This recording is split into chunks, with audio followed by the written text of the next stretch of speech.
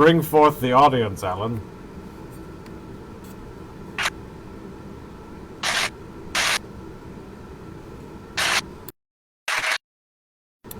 Wow, that really peaks out your microphone. Yeah, it totally does. Like when it. Maybe I'm holding it too close. Let's try it. Let's Okay. try it back up, yeah. Bring it back a couple inches. There we go. Sorry, there's some child walked by behind you there. That was kind of amusing. Are we live? We are live. Are we on? Oh yeah, we're on. Hey everybody, how's it going? Alan was and I. Alan was and I both together were doing something in order to test some audio thing, but I don't know. Maybe we'll have to work on that.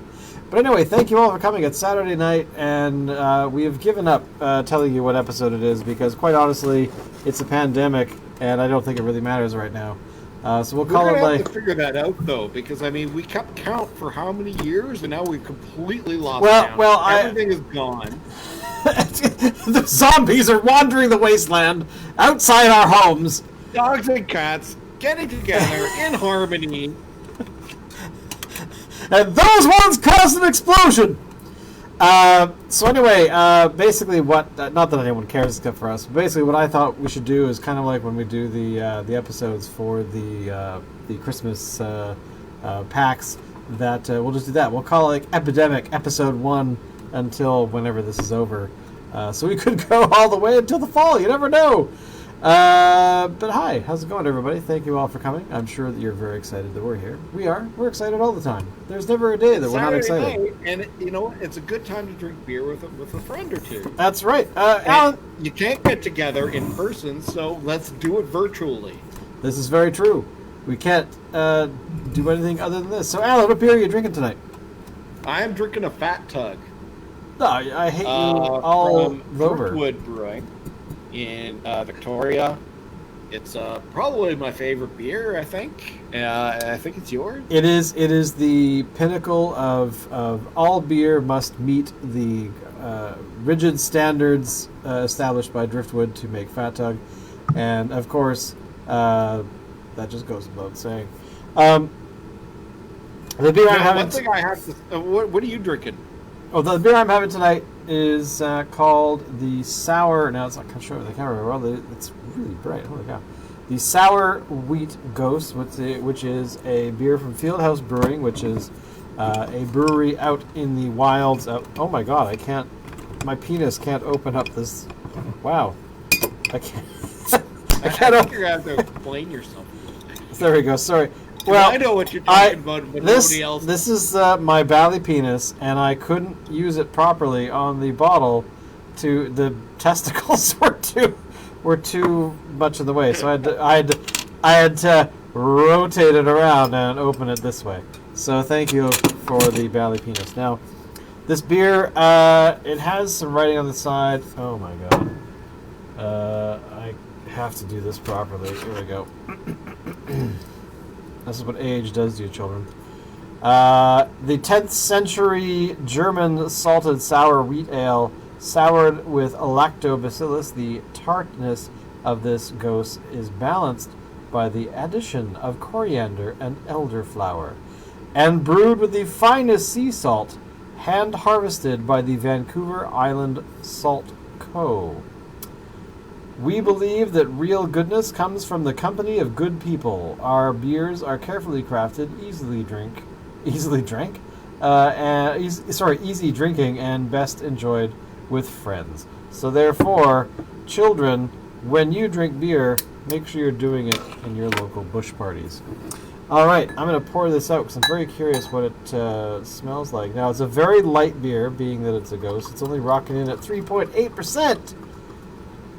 But I'm very excited that the Peanut Gallery was able to get this for me today.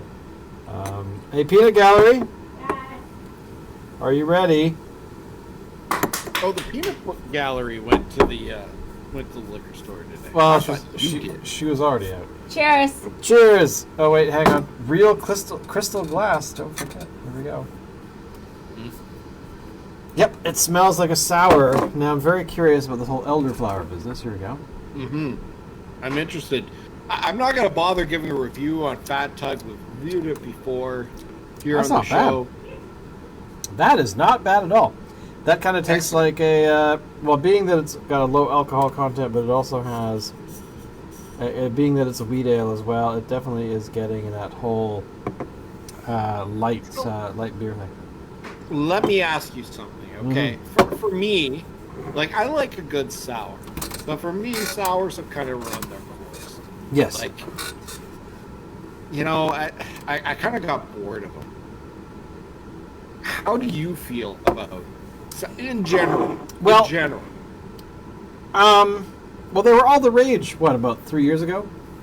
Maybe 4 years ago now. They had everywhere you went, you could not help but trip over a sour beer being made by a local brewery. And I mean, they're okay. They're all right. They're not amazing beers. I mean, I like a sour once in a while, but I think this is probably the first sour I've had in quite a while. I don't recall any sours over Christmas, and I don't recall the last time we actually did a sour. We might have done one last autumn, maybe, but I'm not sure. Now, so what I'm getting at, okay, so if you've kind of soured on sours, does this one kind of exceed what your normal expectations are for a sour? Does this kind of like reinvigorate your interest in the style, or what? No. It doesn't make me really excited that it's sour. Ugh. Holy tartness.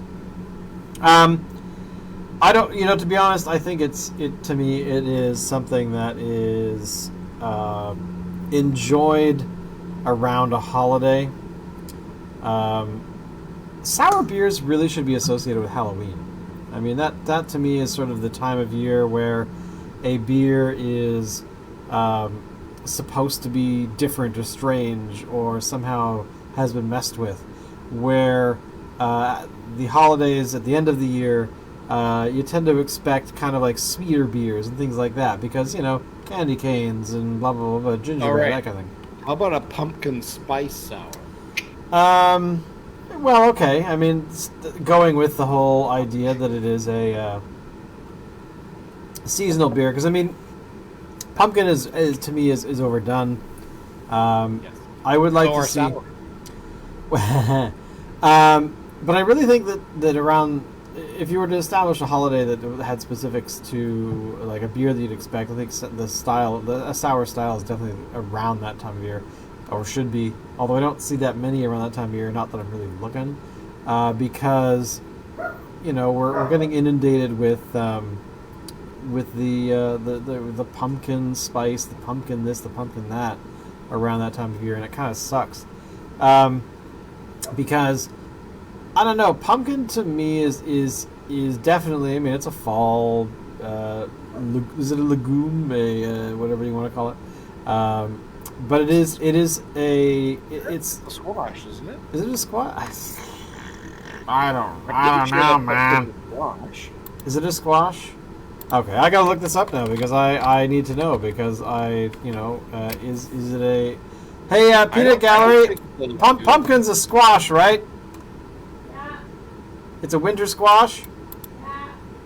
What's a legume? Like peanuts are legumes. What? Peas and beans. Peas and beans, thank you. See, I stand highly corrected. But essentially, it's associated with that time of year because that's roughly when they're ripe and whatnot. So, but there must be some other things. Okay, what other things pop out in your mind as stuff that is out that time of year? Like when should that happen? Like when is that a thing for? What other things aside from pumpkins? I'm trying to think of anything else that say like companies like Starbucks pump out at that time of year, but I can't really think of anything because it's pumpkins. It's pumpkin galore. It's not pumpkin. It's pumpkin spice, which is different. There's no pumpkin and pumpkin spice, and this seems to be like this thing that people are amazed about.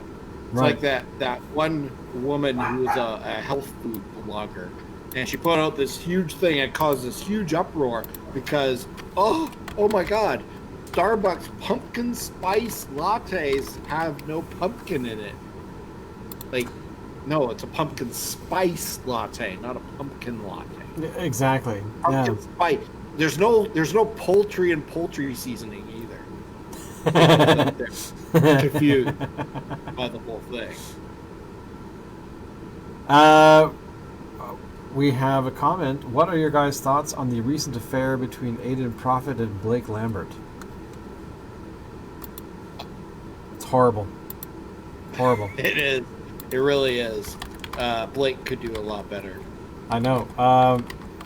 You know, I have no idea. if Blake was really out there doing things with other people, I mean, Did that comment come from your sister? no, it did not. It did not. Oh, was it? You know, really, Blake should find somebody that makes him happy. I mean, that's really what it comes down to. I mean, if there was anything other... Is Blake a guy or a girl? Blake's a dude, yes. Do you not know Okay. these things? What's wrong with you, man? You No, I don't know who these people are. I've never Wow, heard of. you need to really get up on what's going on in the world, man. Yeah, so see, here's the thing. I'm over 40, and I have children. So, yeah, I mean, you know there was that scene in Simpsons where, Homer, when he was a teenager, says, "Yeah, man, we're gonna be with it. We're gonna be hip and everything forever." And Grandpa Simpson's like, yeah, I used to be with it, but then they changed what it was. Now what I'm with isn't it, and what's it is weird and scary to me. It'll happen to you. Well, you know, you just have to get, you got you know what you have to do. Here's what the kids are doing these days. If you are going to, I don't want to know what the kids are doing these days. Well, why They're not? doing Don't all you? the TikTok. They're doing all the TikToks and everything. And I don't want to do all that. You don't want to get in on TikTok? TikTok's really awesome, No. man. You got to get on TikTok. Come on, you got to get that TikTok money. I'll you get know? arrested. I'll get arrested. Another question. What are your thoughts on Andrew McCarthy blowing Richard Carter behind the high school football booth? You know, I got to say, Andrew McCarthy blowing Richard behind a high school. You know, that to me has got to be same sort of thing, man. You got to find people that make you happy, and if that's what you got to do to make yourself happy, then all more power to you, man. Get in there. You're not gonna I'm be. all for You were. blowing. I'm all for blowing. You know, there's nothing wrong with it. It's a completely natural thing. It's been around for a very long time. It's not a new invention. It's something that's, I've gotta be- always wanted to celebrate Steak and Blowjob Day. You know, Steak and Blowjob Day is underrated. It should be celebrated greatly. Is it March? It's March. It's the Ides of March, right? It's March 15th or March 14th. It's Sorry. the Hallmark. It's the one Hallmark holiday I support. There you go. Steak and Blowjob Day is something you have to get behind, and I really hope that 2021 is going to be the year where that holiday becomes recognized. As long as everybody stays at least 2 meters apart. Yeah, I mean, part of the problem is that this is going to be a situation where we cannot get behind too many anti steak and blowjob groups. You know, there's going to be some pushback there. Well, the And- steak part's easy to do. The 2 meters apart. It's the other part of that day, the holiday. Probably the more important part. I think most guys would be okay just forgoing The extra mile. thing. But again, isn't it about happiness? When you really think of it, it is really something that is the crafty boys can get behind. You know, it's just something that we have to do. I mean, there's no question that these kinds of situations, are it's important. That's all I got to say. So, the beer that you're drinking, the one that, oh my God, what are you drinking? The Fat Tug. The Fat Tug. Thank you. Oh my God, what is in this? Yeah, well, look at this closer. Alcohol. Yeah, you should call them, get more information. Anyway, All right. I've been derailed with us talking about Richard Carter, because Yeah. you know, more power to him. So the Fat Tug, we've reviewed it before. We've talked about it, but you know what? It bears repeating. So it's brewed by Driftwood Brewing here in Victoria, BC. Really good beer. I mean, really widely known. In fact, you can buy it across the country now, which is pretty amazing, actually. And you know, I have a fear about Fat Tug for the future because the hops that they use are kind of specialty hops. They have to acquire them, and they're not grown year round. So I'm not sure how they're able to produce. Fat Tug started as a seasonal, but then it got turned into a year-round product, and it's not just year-round; it is available across the country. So they're able to produce a lot of it. So if something happened to that hop crop ever, that could spell doom for Fat Tug, which to me is the best beer that is produced out of Victoria anyway, and maybe out of BC. Okay, I can see that. You know, it's something that I should be concerned about. Fat Tug's vulnerability. Quite often, actually, to be honest. I mean, if Fat Tug were to disappear tomorrow, I think that I couldn't do the podcast anymore. Just knowing that the king of all craft brewed beers was gone or in danger. If Fat Tug was gone, I'd have to question whether I'd ever drink beer again. Now, okay, let's play a game here. Fat Tug disappeared today. Fat Tug's gone. We're never going to have it again. What is a close contender? Because we had some pretty close competition out there. Yeah. What I would say, for me, for locally, I'd be looking at Sweet Leaf from Red Arrow. Really? Which I don't. Have I had this one? Yes, Why? you have. We've done it on the show. Oh, okay, good. I just don't remember it. Okay, why? To me, it tastes the closest, or at least not taste the closest. It gives me the same feeling that Fat Tug gives me, but on its own merits. Okay. Like, if Fat Tug was gone, I would do fine with Sweet Leaf. I think. Then after that, if we're not talking about local stuff, then I'd probably be looking at Deschutes Fresh Squeezed. Oh, you know, that is not a terrible choice. That to me is,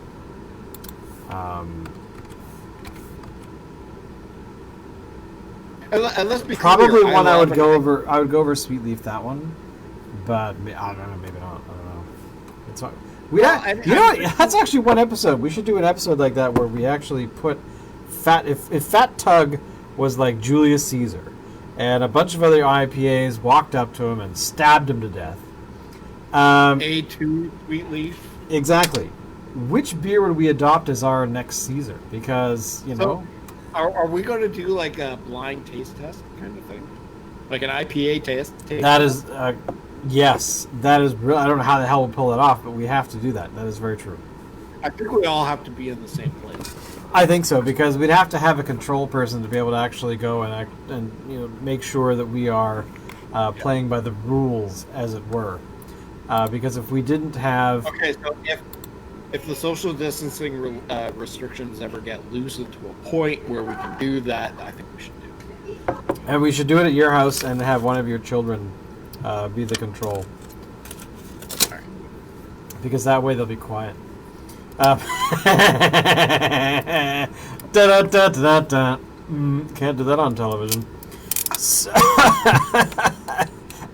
the effervescence of the beer I'm drinking just got me. Wow. Now, you know, when it comes to other IPAs that I'm thinking of, I mean, nothing else really comes close. Really? Like, yeah, I'm just trying to think here. I mean, I've liked other IPAs, but not to the same level that I like Sweet Leaf and Fat Tug. And Fat Tug will come always in first. Sweet Leaf. Yeah, to I me is mean, a we haven't found a second. competitor that we actually would trust enough to. See, for me, that's Sweet Leaf. It comes pretty darn close Yeah, totally. in my mind.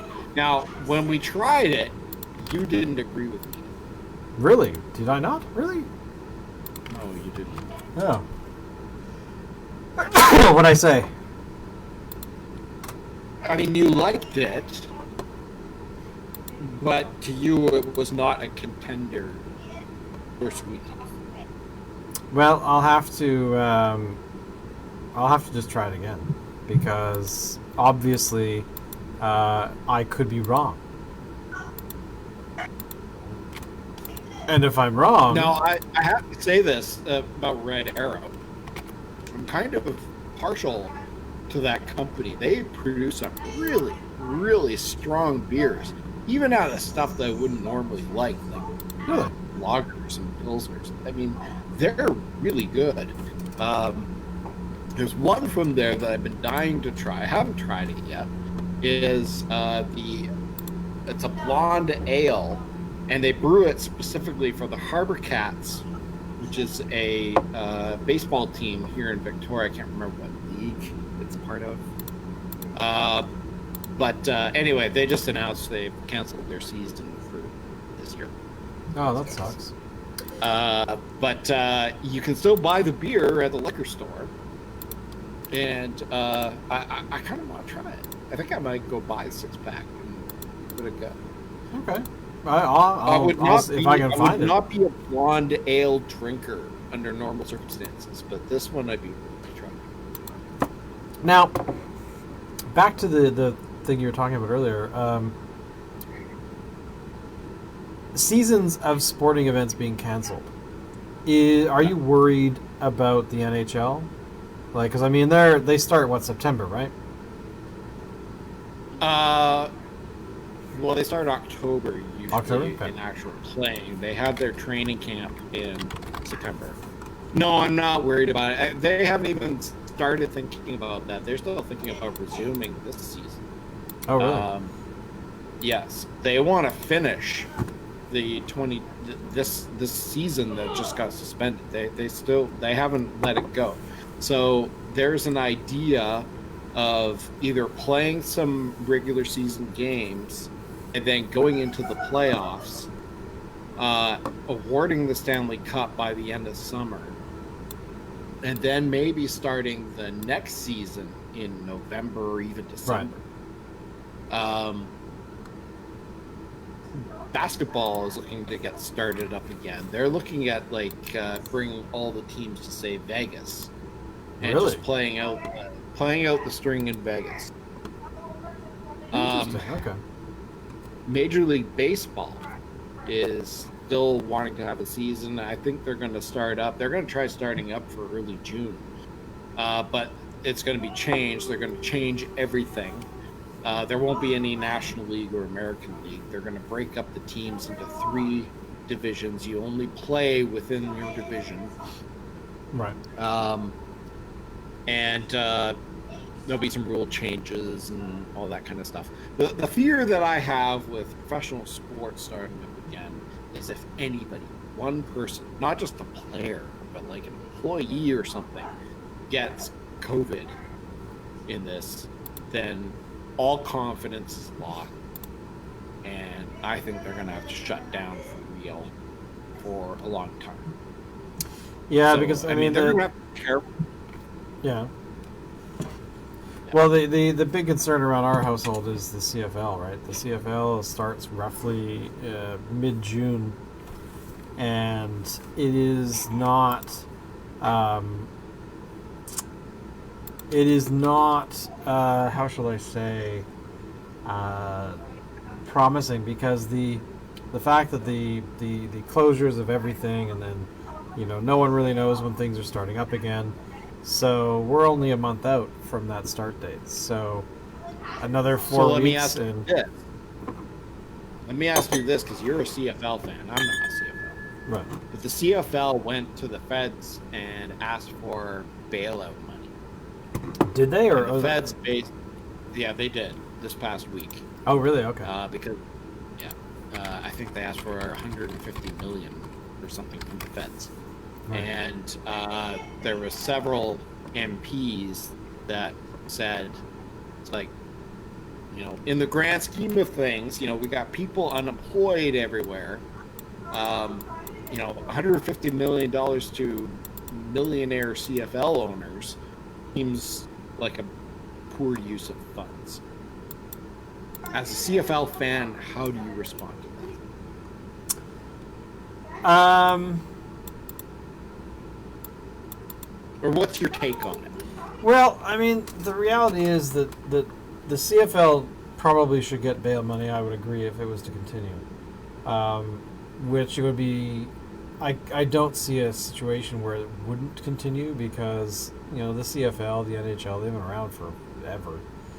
But I mean, the reality is the Stampeders are owned by the same group that owns the Flames, and the Flames just got like almost 300 million themselves to survive. So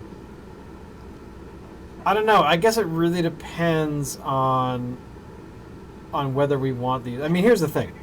Professional sports have been around for a long time. We know there's huge problems with them all over the place, and about how a lot of taxpayer money gets dumped into these situations where, I mean, in Canada, the CFL and the NHL, they get money from the government, they get money from taxpayers to do different things, like to build infrastructure and all these kinds of things. And teams are constantly threatening, we're going to move because we don't have the best facility. Well, who pays for that? It's not the fucking teams. It's not going to be the NHL themselves. It's always getting taken out of our pocket because, they threaten to do this, that, and the other thing. But Canada's not, the same thing happens in the States. It happens even more so there because you have the organizations like college ball level that don't even pay their players. That they are always getting these bloody facilities built and la-da-da-da-da. And, with the promise that, that these people that are playing on their college level teams are going to be somehow magically upgraded into the professional league at some point in the future, maybe. And, I mean, the thing is, all of these systems are broken now. Like, back when the CFL started, back when the NHL started, I'm sure that it was started with way better intentions and definitely not a vision of what it has become. So maybe it's not a bad idea to let these organizations kind of falter for a year and just kind of sit it out and wait. Now, the problem is a lot of these organizations have signed contracts with players and they have to honor them. They can't, just because they're not playing, unless they put a clause in, if we don't play, then you don't get paid. I somehow doubt it. I think that no one has ever in professional sports at the higher levels have ever thought that they're prepared for the odd strike here and there. When they have some sort of dispute with players or whatever. But everyone not doing anything, sitting on their hands, I don't think has ever been guessed at. Like, what if we ever shut down entirely, but everyone else shuts down too? No, that's never been thought of. Right. So, or even considered. Like, what situation would that ever occur except for zombie infestation or a pandemic of some sort? So, yeah. But yeah, I mean, this is the reality that we have to face. I think that these situations, these organizations, maybe it's good for them to get punched in the gut a little bit to kind of go, well, how should we manage financially in the future if this happens again? Because I think a lot of organizations are going to be thinking that in the future. Well, and I think, like, as far as the NHL goes, I mean, yes, the finances and everything is going to be an issue, but I think what they have to do is kind of shut down for a while. Like, I think the NHL should just cancel this season. Just forget it. No Stanley Cup this year. I think Major League Baseball should shut down for this year. It's not worth it. It really isn't. And just start over again. Put all your focus on next year and see where this goes. Now, having said that, I think this is going to go well 2022, next year, and even 2022. This is going to go on until we have a vaccine in place that is mass produced enough so that everybody can be inoculated. So we're in this for the long haul. Yeah, I mean, because this disease is out there now, this virus, and it's never going to go away. It's always going to be present somewhere. I mean, we always it can't be bargained with. It can't be reasoned with. It doesn't feel pity or remorse, and it absolutely fear. will not. Oh, I forgot. Oh, good idea. Or fear. But I think that. Okay, what? I totally forgot what I was going to say. No, you can't do that. You can't do that. That's not fair. You can't say, oh, I forgot to tell you something. What is it? Oh, I can't remember. Terminator stuff. Damn it. It's gone. It doesn't feel pity or remorse or fear, and it will not stop ever until you are dead. It's about Linda Hamilton. It's about Terminator. James Cameron. Michael Biehn. You know, of all the heroes that I would like to see save us from this pandemic would be Michael Biehn. I mean, that guy. How do you say his name? Biehn? That's a good question. That sounds like a comical name. Michael Biehn. Michael Biehn, he's a Biener. That's a very good question. I don't actually know how to pronounce his name at all. I'm sure that we're not pronouncing it correctly. Let's ask the internet. Hey, internet, how do you pronounce Michael Biehn? Bean. No, it's pronounced Bean. According to the internet, it's pronounced Bean, just like you hear it. I bet you he drives like a Mini and has like a lazy boy on the top. Okay. He's jury-rigged the steering wheel and everything. He's going to Harrods. Well, you never know, because honestly, I picture him in like the full-on minivan, that kind of thing. But yeah. So getting back to the sports thing, you know what I feel sorry for? What? So here in Victoria, Little League Baseball. Okay, this is for kids up to age 12. My kids are not involved in it anymore. They've aged out of it. But Little League Baseball has this sort of a tradition every year where they do these district tournaments to decide who gets to play in the provincial tournaments, who gets to play in the national tournaments. And that represent Canada Little League World Series. Well, Little League World Series has been canceled for this year, as has all of the district tournaments and national tournaments and everything. And unfortunately, Leyritz Little League here in Victoria had been, I think like 6 or 7 years ago, awarded the national championship for this year. They have been working tirelessly, improving the park, getting television contracts with like TSN and CBC and stuff like that. They have put a lot of effort into their hosting the Canadian National Championships for this year, and it's canceled for nothing. No fruits of their labor. I feel sorry for them. As somebody who was with a rival park when my kids played Little League, I mean, it's a bad situation all around. I was looking forward to seeing the national stage here in Victoria this year for the first time in a very, very long, I think it's been decades since it's been here. I was looking forward to that. And somebody was saying, well, they could just do it next year. No, they can't do it next year because next year's was awarded like 6 years ago to somebody. and the year after that was awarded 5 years ago. So, you know, the soonest they could get to do it again is maybe in about 8 years. Right. Which sucks. I mean, it really sucks, especially for those kids. All those kids that at Les Ritz that have been training for that event. I mean, if they won that tournament in their home park, they would have gotten a ticket to the Little League World Series. They've been training for that for the past 5 years. Those kids, those particular kids, have been training for it for 5 years, and it's just been ripped away from them. And they don't get another chance at it.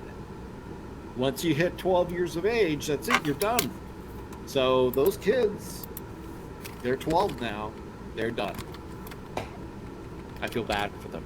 I really do. Well, you know. That was the opportunity of a lifetime. Yeah. I just learned something about Michael Biehn while you were talking about baseball there. Oh, sure.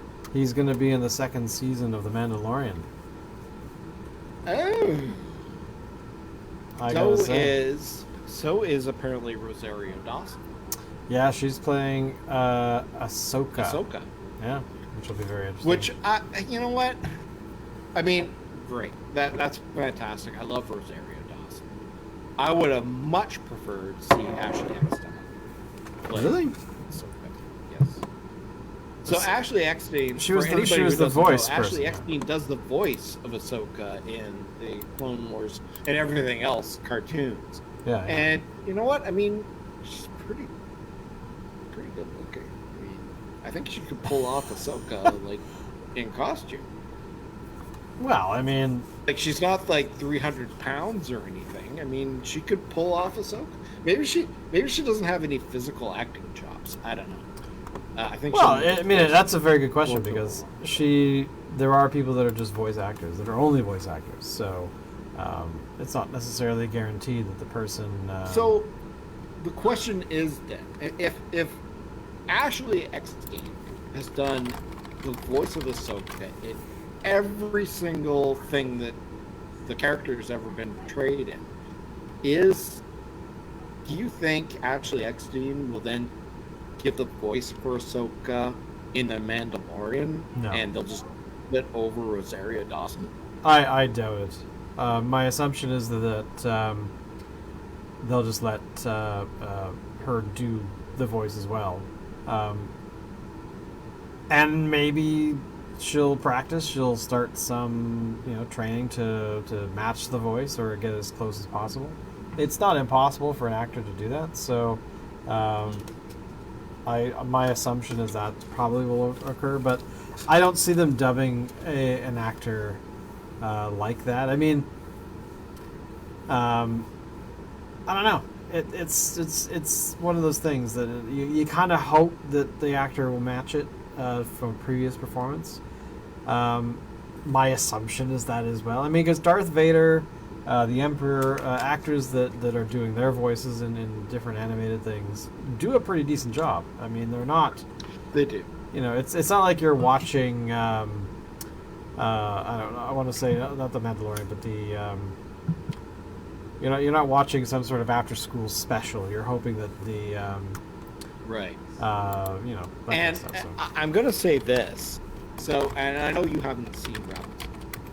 I have not yet. No, I'm just about at the Okay. end of season 5 of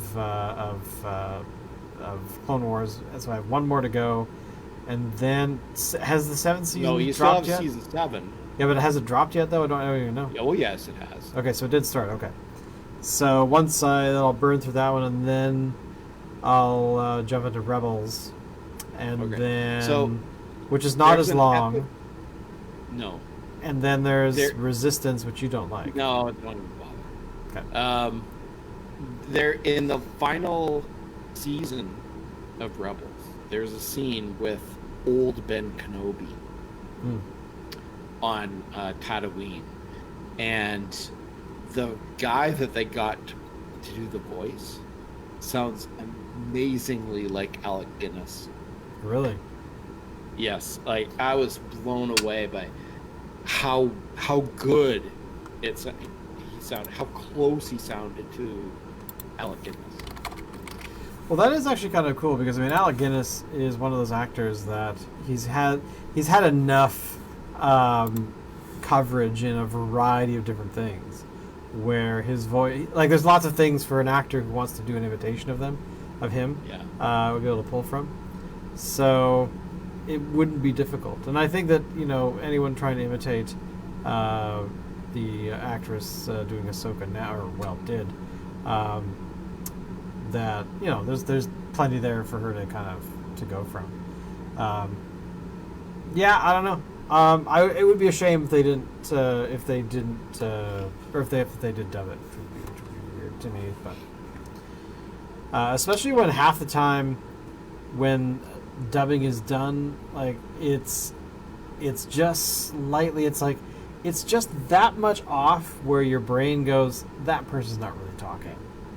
Or the editing of the audio is not as great as it could be, and that kind of thing. So, because it's easier to do things like Chewbacca hanging on the back of a train that's flying through the sky, than somebody actually speaking. So, somebody who's speaking who's not the native speaker, who's not the actual person.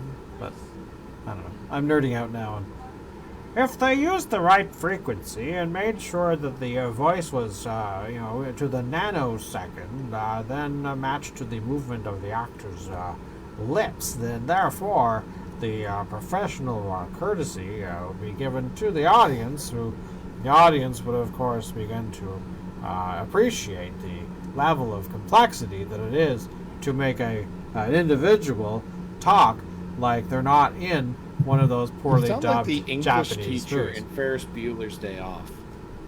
In What way does the prison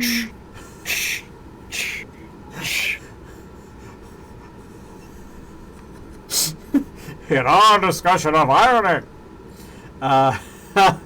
Now, there's a film that I gather is in danger of being remade. Have you heard this recently? What? No. Oh yeah.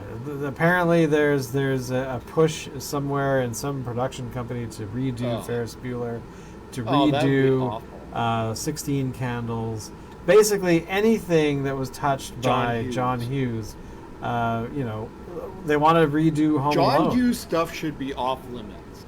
I agree. I think it should be just like E.T. E.T., the people that created it said, no, this will never, ever be done again. It's been done. Go tell your own stories. Don't remake this one. Or have a sequel, for that matter. Which I think is very brave of people in the climate at the time. But the thing is here that I think we are going to have to allow some of our childhood, most revered childhood films to be remade, because this is what Hollywood does. They remake things. No, that's true. They don't create anything new. If they touch Mac in me, I'll be so upset. I will start a petition online. Yeah, but I mean, like, Ferris Bueller, I would say no. Well, they did it. They did it as a related. TV show, did they not? Where they did Ferris Bueller's Day Off as a TV program. They did a Ferris Bueller's TV show, but they also did sort of like I think it was a copy of another TV show called Parker Lewis Can't Lose. The Parker Lewis Can't Lose was kind of set to be like a TV version of Ferris Bueller's, and then somebody, I guess, industrial espionage or whatever, another network got wind of it, so they said, well, let's make an actual Ferris Bueller's thing. I think Parker Lewis Can't Lose was actually better. Who did Ferris Bueller in that show? I'm trying to remember. I can't remember. There was I can't think of it, but it was somebody who has a recognizable face. So anyway, right. But yeah, Parker Lewis Can't Lose. I remember watching that a little bit. I didn't watch the whole thing, but I did do some of that. So yeah. Okay, let me ask you this: if they wanted to do a remake of Back to the Future, I would be very like a reboot, sad. I would be sad. I would be that I would you be know. angry. I would be angry. You'd want to. But does that take away from the original?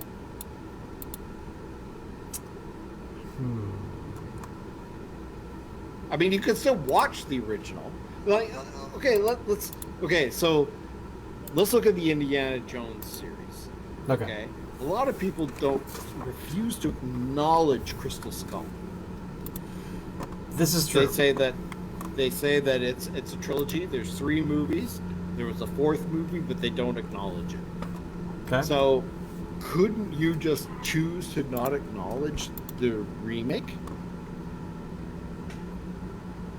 You know, that is a very good point, because I would be in that party of people who go, there are 3 Indiana Jones films, and then there's a 4th one, kinda. I mean, there's some really good moments in that 4th one. I did. Have you ever seen the interview with Steven Spielberg, where he basically throws George Lucas under the bus on that? He's like, "Yeah, no, that movie was all George. I directed it, but I haven't, but I've heard about it."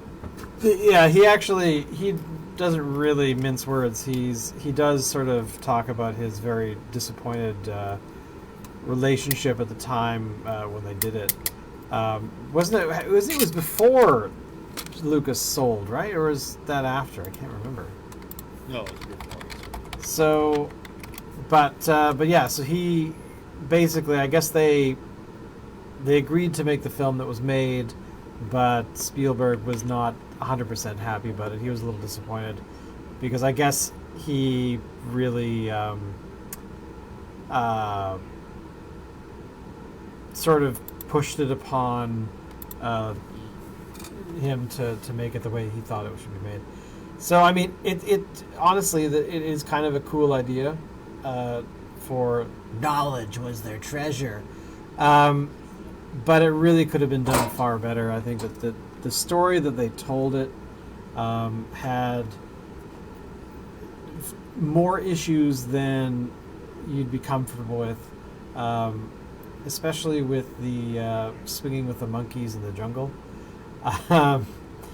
There are some of those things that really fall into that jump the shark moment, or what's it? Jump the shark, or something else? How else do you phrase that?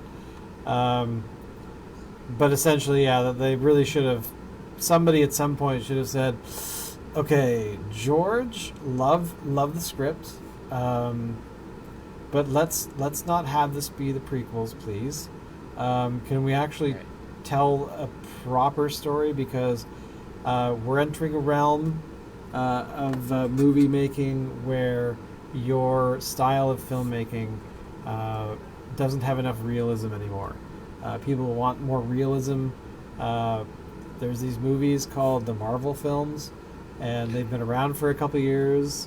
Maybe we should think about looking at that, see where they're going with it, before your company gets eaten up." Oh, surprise! So, yeah, I mean, the part of the problem is that I would fear movies like that being redone because the individuals making them are our age now, or slightly older than we are, and so let's go a little bit further than that. yeah. Let's say Universal approached you, Shane, and said, "Hey, Shane, we want to reboot Back to the Future series.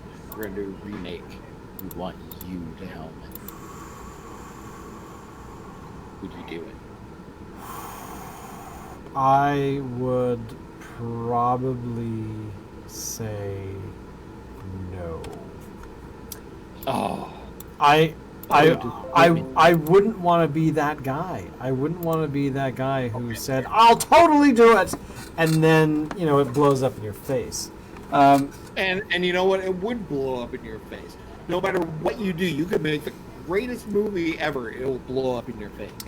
I mean, one film that I'd like to be done again, is the film Stand By Me. Um, Mm. that is one of the few films on my list that I would love to see it done again, with a modern cast, of course, and that kind of thing. But to a certain Actually, you know what I would love to see remake what? is Flight of the Navigator. Oh, that's actually a very good. Oh, that's a good choice because that would be. Yeah, Or the with Last with Starfighter.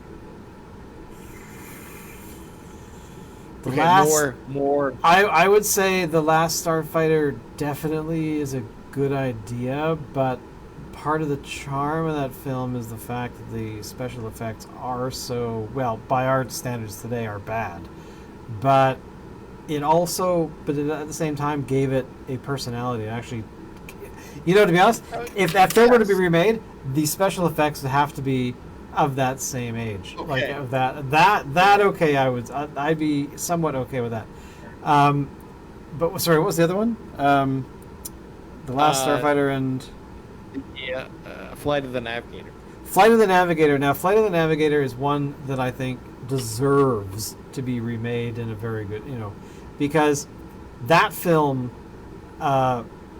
was ahead of its time in the special effects realm, and Totally. they didn't do a terrible job. I mean, I haven't seen it in many years, but I actually watched it with my youngest son okay, maybe 3 months ago, okay. and he was actually really entertained by it. So it holds up today. Yeah, I think special effect wise, it's actually not that bad, but definitely it is something that I would like to see done again. I mean, hell, Disney's redoing everything else. Why not pick a random film like that and do that? I mean, who was in it? I don't remember his name. Howard Hessman's in it. Howard Hessman's in it. And then beyond that, Sarah Jessica Parker was actually in it. Really? Yeah. That I do not remember at all. The only reason I remember Les Nessman being in it is, Howard Hessman being in it. Did I say Les Nessman? Howard Hessman being in it. Fever. Is that it came out in what? I want to say 85, 84?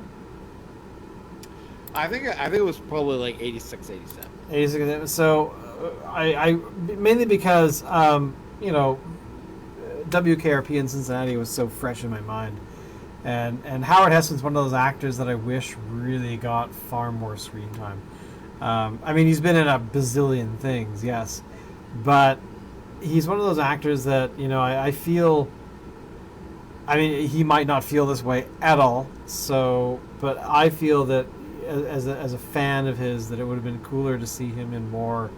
I would have liked to have seen him in like the Marvel films as some sort of important character, that they got a lot of screen time and appeared in multiple films and had some pivotal role to play. Just because I think he was cool. I mean, the Johnny Fever thing I think was probably one of the easiest gigs that he had to do.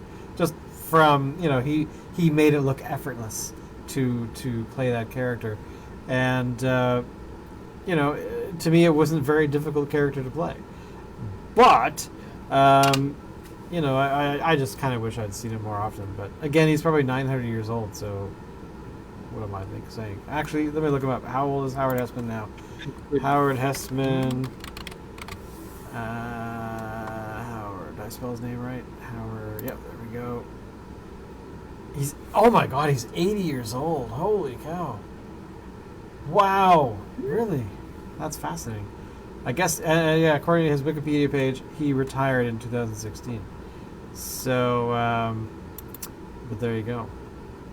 I mean, wow.